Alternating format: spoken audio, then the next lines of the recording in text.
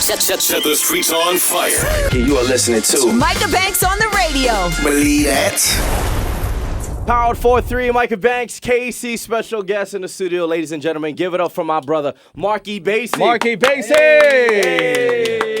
Aloha. Aloha. Thank you guys for having me. This is unreal. Isn't that crazy? Like, it's been months. We've been DMing and we started texting and then, yes, our relationship started with a DM. Yeah. Okay. You didn't tell me about this, Micah. Well, actually, all good things start with DMs nowadays. Right? It's okay, man. I agree. It's natural. Right. So we have a mutual friend. Shout out to David Ali. He actually, Oh, wow, yeah. we were playing you and me, Casey, and David was here in Hawaii.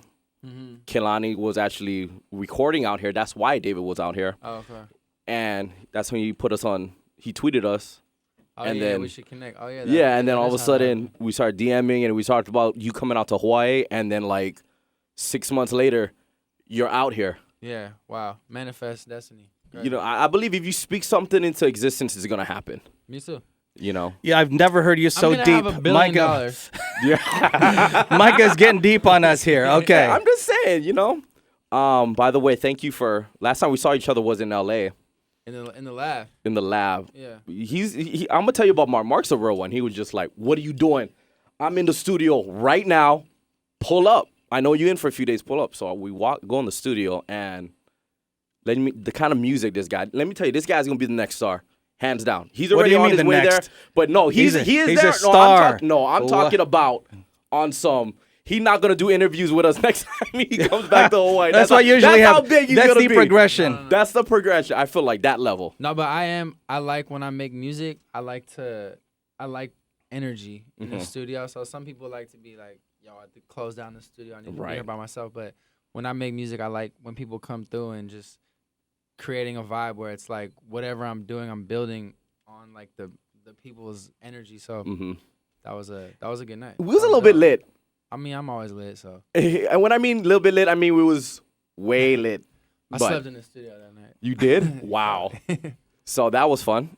He played me kind of records is that going to be on Groovy People? Which one?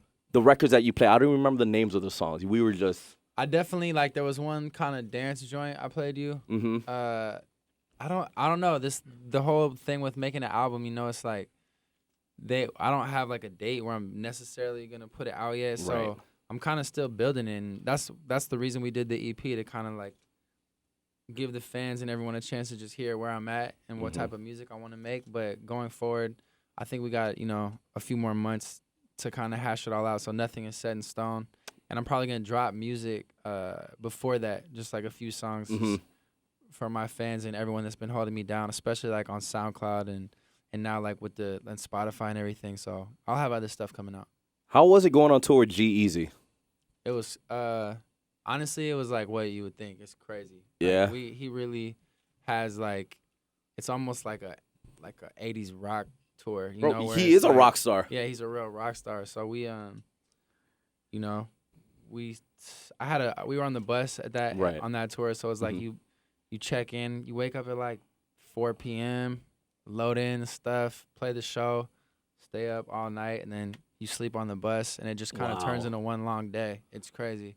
And the time goes by really, really fast, but you kind of just do all of that for that, you know, 25 minutes. You're there. There's like 10,000 people that you're playing in front of. So it was my first time ever experiencing shows on that level. And really a big portion of my fan base came just from being on that tour, you know, so. Your DMs must have been popping. Dumb popping. Bro, did you see him perform at the VMAs with Britney? Yeah, I did. So, honest opinion, what'd you think?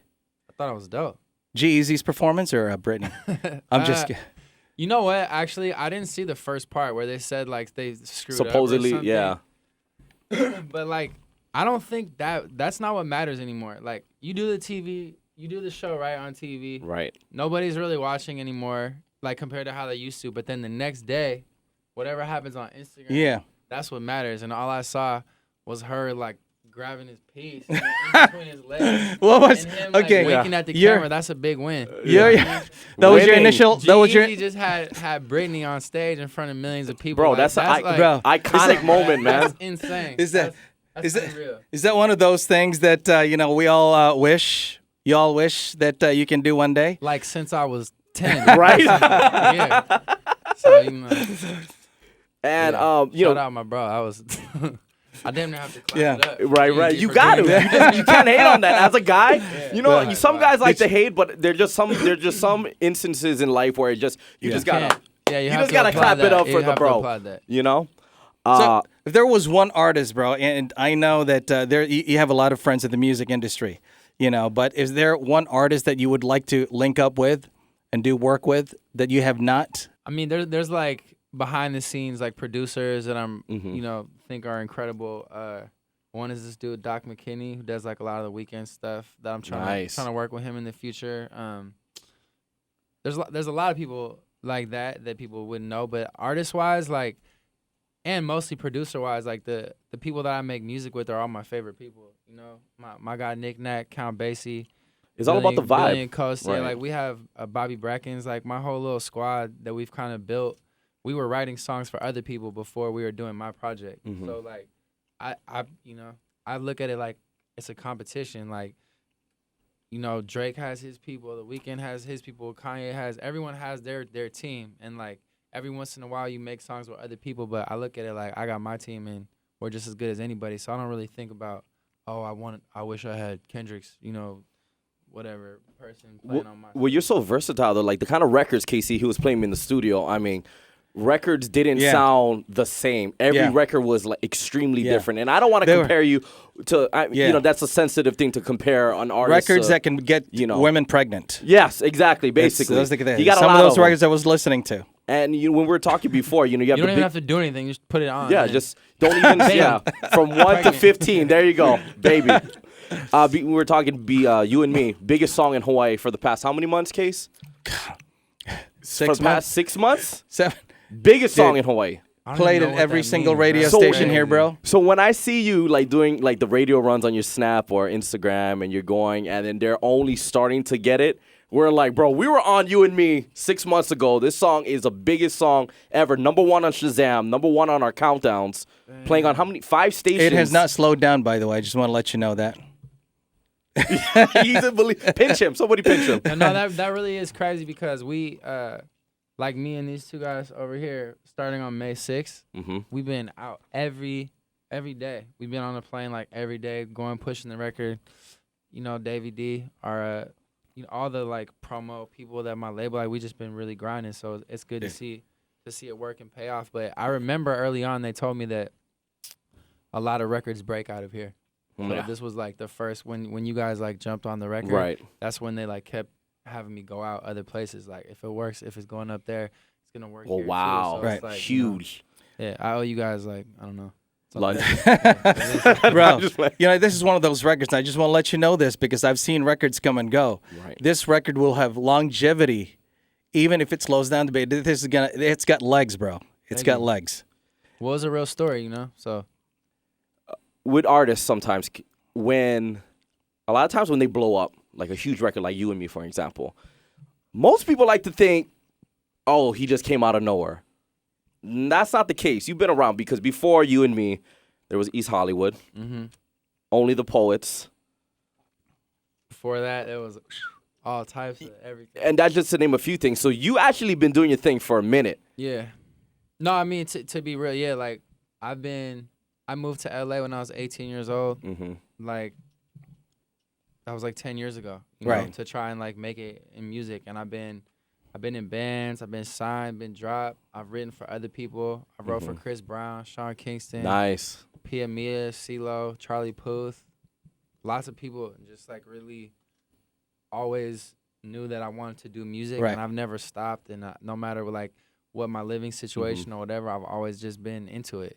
And so now, like, it's still the same to me right now, even though, you know, people are recognizing my voice. That's like the icing on the cake, but really, I've always been in it. So I never like second guessed it or thought about like a plan B or anything. So football season, just take away the conversation from music. Football season, favorite football team? I'm a San Francisco 49er fan. He's from the Bay. I'm from the Bay. But So- I'm a bigger basketball fan, football fan. But we have this fantasy draft. Our fantasy draft is like tomorrow. Yeah. I'm Just the did one. seventh pick. I have no Who do you idea. have? Yeah, he looks pretty okay. focused. Okay. No, like I don't really know. Like So just text need me, a bro. We'll receiver. figure it It's out, bro. receiver I got season. you. That's Just what they say. We're doing when every catch is a point. Okay. You know that rule? You know Yeah. fantasy Yeah. football? Right. Yeah, that thing. PPR. Yeah. Points Yeah. per reception. So you gotta find someone that's gonna catch a lot of passes. So there's been a lot of controversy with Kaepernick. What are your thoughts on that? Do you have any Yeah. views on that? What are your thoughts, man? I think more power to him. Like, Okay. why should he not be able to do that? Like, I don't voice think. his opinion. I mean, Right. to me, like, a real patriot should be allowed to critique their country as much as they want. Right. It's not a given that you have to be like, America is the greatest country. Right. Right. Stand for the flag. Like, what if they're really Right. like killing your people in the streets, or what if they're taking money out of taxpayers' pockets and giving it to oil companies so they can, poison Right. people further? It's a lot of bullshit happening. So I think more people should do that. Like, to me, that doesn't mean you're not a patriot. Like, you're not. To me, if you just take what you're handed and you're like, oh, everything's great, that's not a patriot. Right. You're Right. just sitting there ignorant, like letting your country deteriorate. Really, You're not being Right. proactive yeah. and helping. So Yeah, you don't really. So to me, him doing that is more patriotic than all the people that are like, "Oh, you shouldn't be doing it. I understand what you're doing, but you shouldn't Yeah. be doing it in that way." All that, like. and I mentioned this earlier on the show today that he never disrespected the military. He never said anything disparaging about him. He also, by the way, during the salute the military night, 49ers against San Diego Chargers, he actually knelt down because he talked to a veteran and said kneeling down is something that he could actually do, and people wouldn't be so angry about it. At the same time, he also just donated $1 million to charities that can help their neighborhood. So, he's taking the next step into, taking this attention that has been given. No, that's 100%. I think the military, that's the touchiest thing, about the Right. anthem, because it's like you don't want to disrespect people that fight for your freedom, but at the same time, like those, I have family in the military. Like my cousin came back from a war for no reason, and he's, struggled Right. his whole adult life. Right. He's 10 years older than me because of it. Yeah. He was there for like 3 years or 2 years. Did he and get went any back help? back. Yeah, he got help. Like, he's a really smart dude. He's like a very like he was a fighter pilot.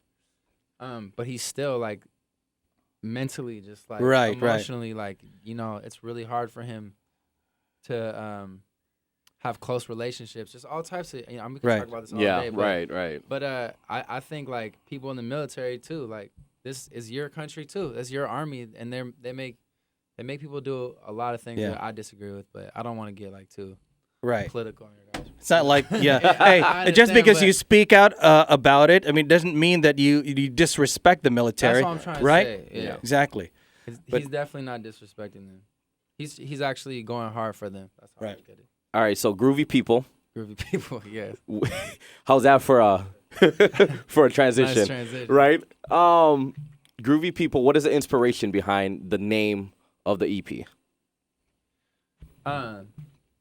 I had this song called "I Was Raised" by Groovy People, and I was always thinking about my mom and my dad. Just kind of, I was like, my mom had me when she was pretty young, and she was in fashion. She was always like taking me everywhere when I was a little kid, and always playing like classic soul music for me. And I'm from San Francisco. It's like where all the hippies were at in the '60s, '70s. So Groovy People was kind of like me paying homage to all them. And also, the world right now, it kind of reminds me a lot of what it was like in the like groovy 60s, late 60s, time period. There's a lot of divisive like politics, a lot of the country's like really polarized right now. And I see that every day. And Groovy People is just it's kind of about that. I want to get back into it.